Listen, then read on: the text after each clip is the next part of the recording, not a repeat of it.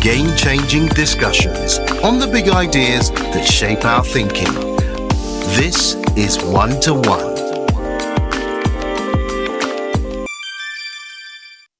Hello and welcome to One2One. Ike Chioke is Group Managing Director of Afrinvest West Africa Limited. He's a first-class civil engineering graduate of Obafemi Awolowo University. He attended Oxford University as a Rhodes Scholar, where he earned an MPhil degree in management studies. He has over 3 decades of investment banking experience and worked in some of the world's most prestigious financial institutions in London and New York, including Goldman Sachs, Salomon Smith Barney, and Citigroup. He's also my guest on the show today. Ike Chioke, welcome. Good to be here, Tokumba. Thank you. Good to have you. Incredibly pleased to have you. One of the really fascinating aspects of your profile, of course, is that you are a Rhodes Scholar, educated at Oxford, MPhil in management studies. Talking about your investment banking career, you've obviously had a thriving career in investment banking in some of the world's most prestigious financial institutions, Goldman Sachs, Salomon Smith Barney, and the Citigroup. I'm interested, so having had such an extensive and thriving career, we haven't even mentioned the fact that you had a first class in engineering at Obafemi Awolowo University.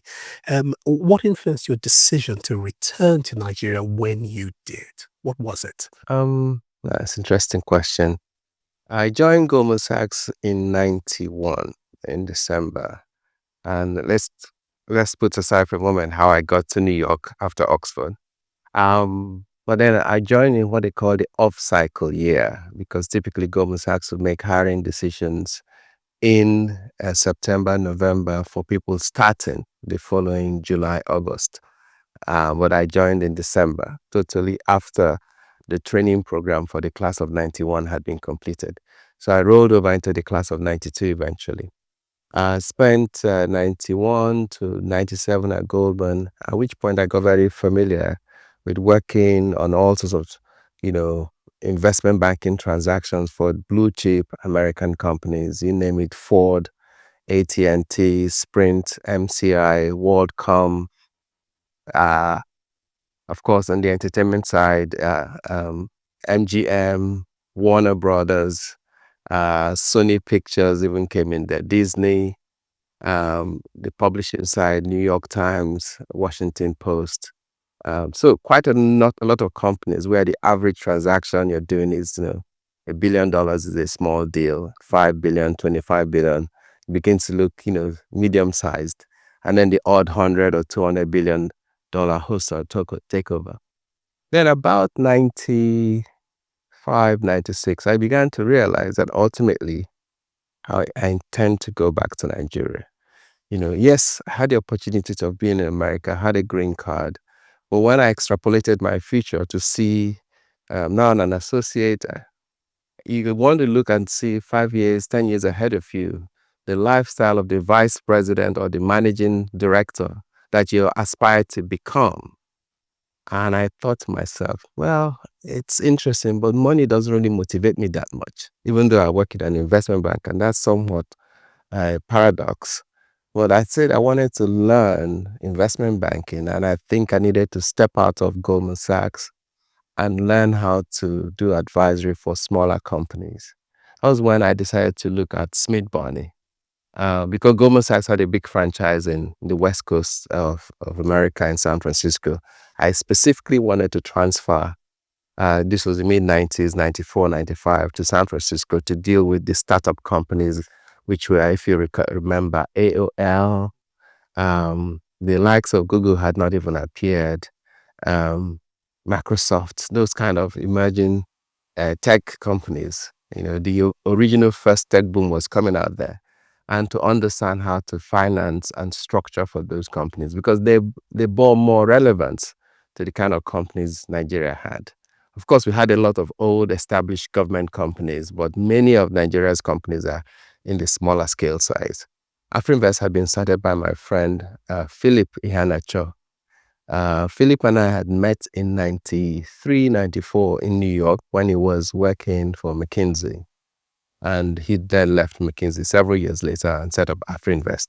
And I joined him in London in 2002 because I brought in investment banking expertise. Afrinvest at the time in London was just doing trading, closing trades between Nigeria and between emerging market investors based in London who wanted to trade Africa. So Afrinvest London had trading relationships across 10 sub-Saharan African countries. So the likes of in South Africa, they had a broker, in Cote d'Ivoire, in Dakar, in Egypt, in Kenya, and of course, Nigeria was the biggest place aside from South Africa. So that was how that relationship started. Started running Afrinvest London for a while, and then ultimately decided to move to Nigeria to set up the Afrinvest franchise in Nigeria. So that's how I came back. Interestingly, before I moved back, I met my wife, Yvonne. She's a Dutch national, and I met her on a deal in Kenya working for Salomon Brothers. And it was her that then found a transaction that brought me to Nigeria. It was actually, she was the one that was mandated by a Nigerian group called Investors International London Limited, headed by Chief Bode Akindele of blessed memory. Bode Akindele was a very wealthy Nigerian, and he wanted to take over Nitel. In that process, I got involved in the transaction and got much more exposed to the Nigerian investment banking opportunity, and then used the chances that came to move ourselves back to Abuja in 2003. And 2004, established Afrinvest Nigeria. Guess what? In the garage of my house in Abuja, in Maitama. As you do. Yes. And then that's how we started, very humbly.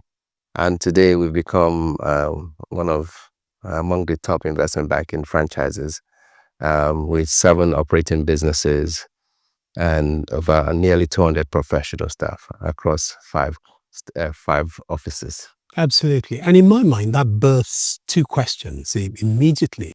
So the first thing I'll ask is, having returned to set up Afrinvest, albeit in your garage, what impact would you say that you were able to make? Say, I won't ask you that question over the entire expanse of the period you've been here, say in the first 5 years. I think that it'll be fair to say that Afrinvest raised and continues to raise the bar in terms of the quality and professionalism of investment banking practice in Nigeria. And let me give you an example of several innovative transactions we pioneered. At the time in 2000, started the firm in 2004.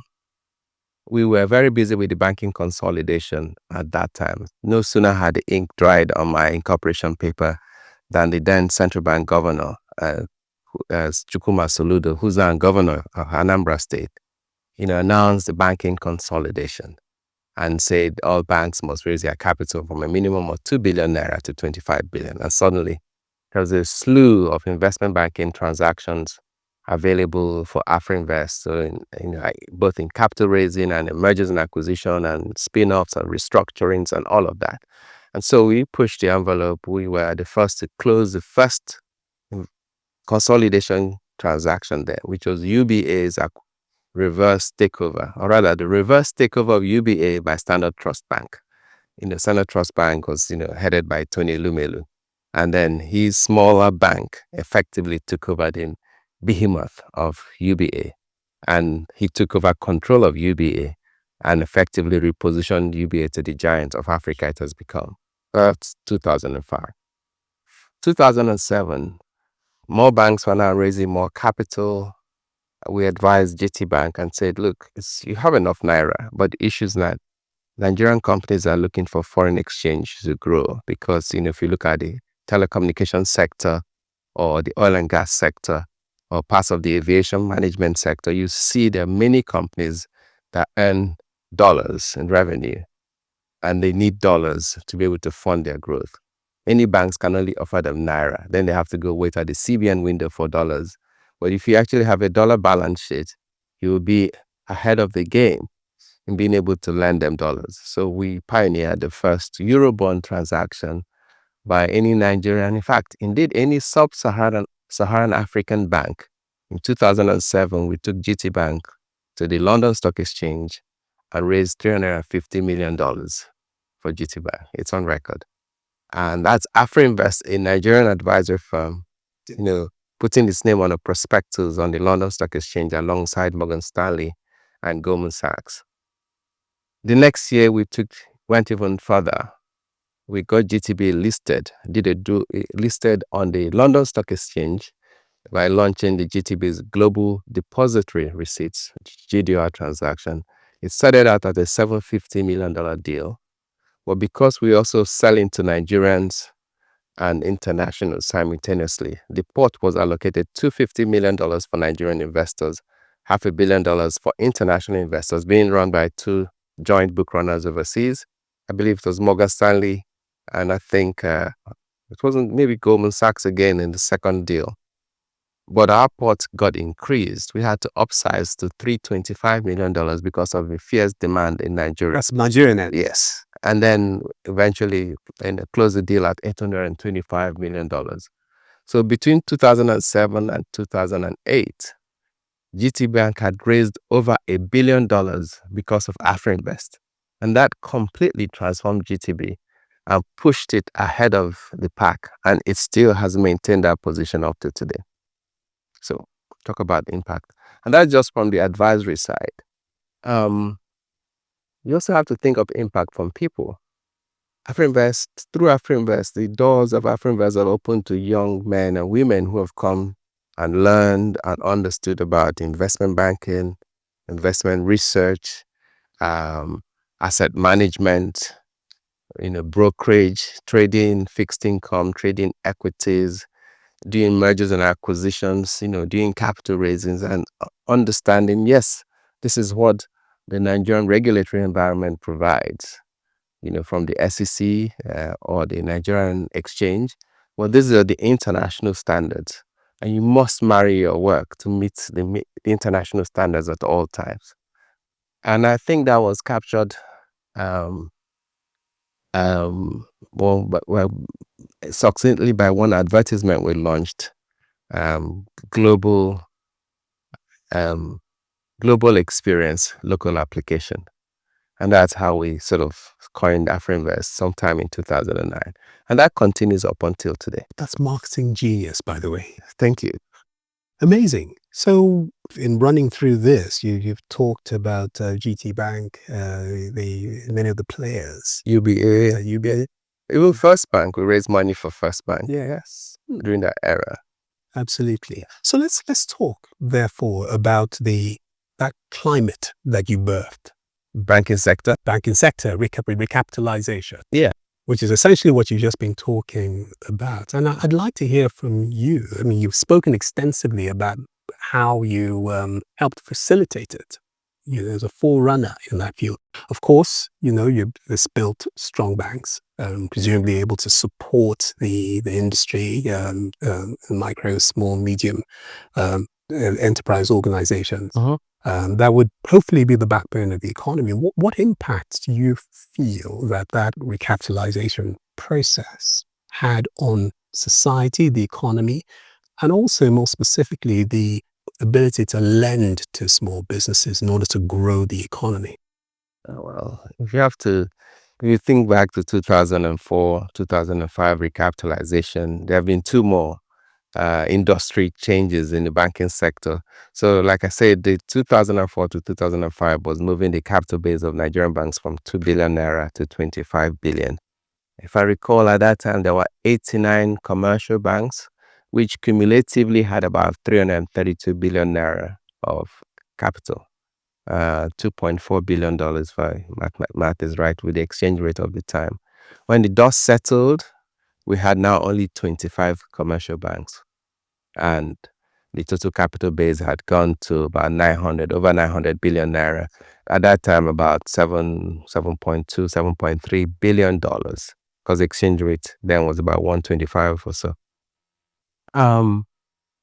Then 2010, SLS, Sanusi Lamido Sanusi was now central bank governor.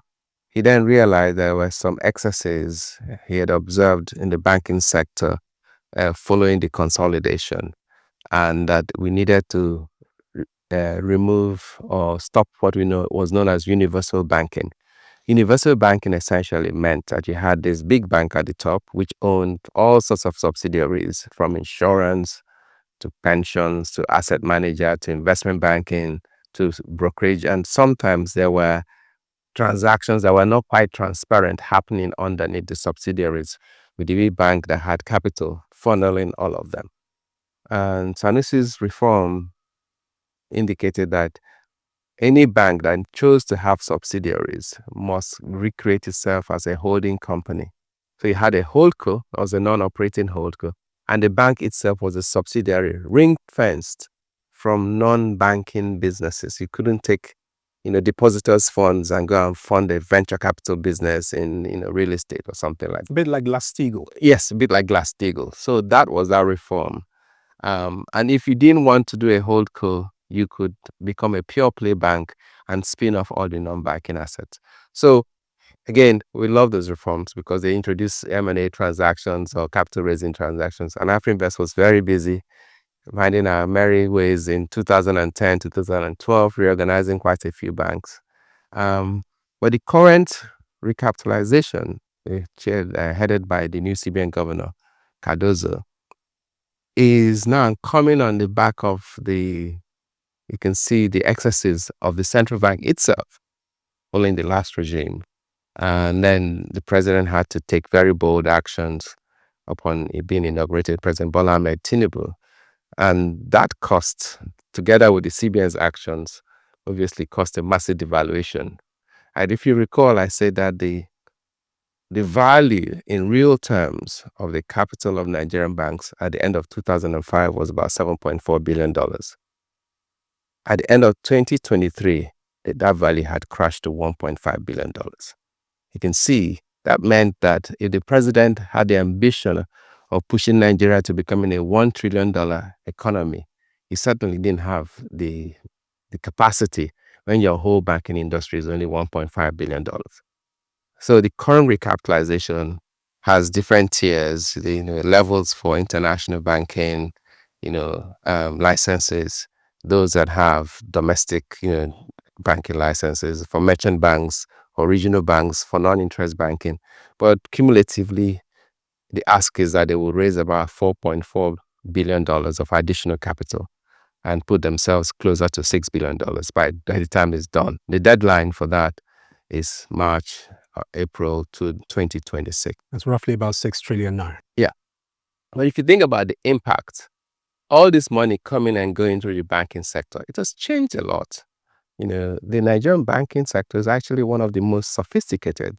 From as a bank user, I have a bank account in the US, I have a bank account in the UK, and I operate obviously bank accounts in Nigeria.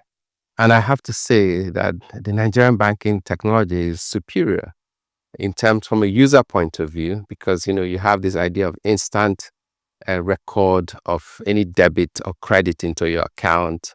If you make a payment, you can immediately send an evidence of payment to people. It's not like that overseas, you know that. And so there's quite a bit of capital that has gone into technology and in the Nigerian banking sector. And you can see that from even the number of fintechs. Yeah, the number of fintechs. So back then, there was nothing like fintechs. Today, there are about 200 active fintechs that are providing all sorts of services in the banking sector. In terms of deposits, I think it was something like 1.5 trillion naira then. We're over 28 trillion in deposits today and counting. In terms of banking penetration, it's probably more than 68 million BVN, bank verification numbers. So that shows you the total number of individuals that have accounts, regardless of whether you have 10, you only have 1 BVN. Yeah, so there's clearly more penetration, and as a result, there's more money available for loans. But has Nigeria succeeded in getting money to medium and small size enterprises? I have to say no. and not as much. And there's some of the systems that can help are coming into place just now, like the NIN number, the BVN number, the credit scoring, numbers, because you need quite a lot of that to be able to freely just give credit to somebody that doesn't have enough formal information to give you, like annual reports that are audited, 3 years history for that, or credit rating report.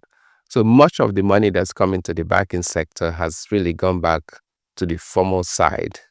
And today, Huge informal sector, Michael. over 92% of Nigeria's economy is informal, but less than 6% of credit goes to the informal sector. So we need to do some more work in that area for sure. Right. So, Ike, that's very illuminating about recapitalization and the actual amount of impact that this is making in terms of lending to micro and small medium enterprise organizations. I think we agree that that impact has not been huge, but of course, a number of issues. They're dealing with a largely informal sector. But how about development finance?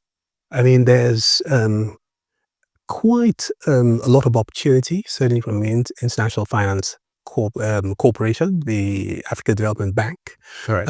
for example. And quite a lot of money has flowed in from development finance type funds. Do you feel really that our economy, our companies, Nigeria, is mining the optimum benefit from that source of financing? And if not, why do you think that is, sir? DFI funds have helped for sure, have helped to catalyze the growth of the banking sector, the Nigerian economy. You mentioned African Development Bank. In last year alone, they had probably about $4.4 billion of investments in Nigeria compared to something like $29 billion across Africa. Okay. Yeah. So Nigeria does get a significant share, about 15%. The other big markets would be like Egypt and South Africa. If you think about the IFC, I think we're about 1.1 or something billion dollars on a total capital pool of about 14 billion. So the same kind of ratio. World Bank also has monies they put into the country over the years. About 20 billion. Yes. Thereabouts. But when you think about it, a lot of that money still goes to the formal sector. Yeah, it's unfortunate because the IFCs of the world, the AFCs, Africa Finance Corporation, was a homegrown version. I even forget to mention Afrinvest Bank, which is based in Cairo, brought quite a lot of cash into Nigeria. They still demand and require formal organizations. So what we've seen that has helped is that people like Bank of Industry have come in and captured some of those and been able to take dollars and unlend in Naira have been extremely beneficial to the system.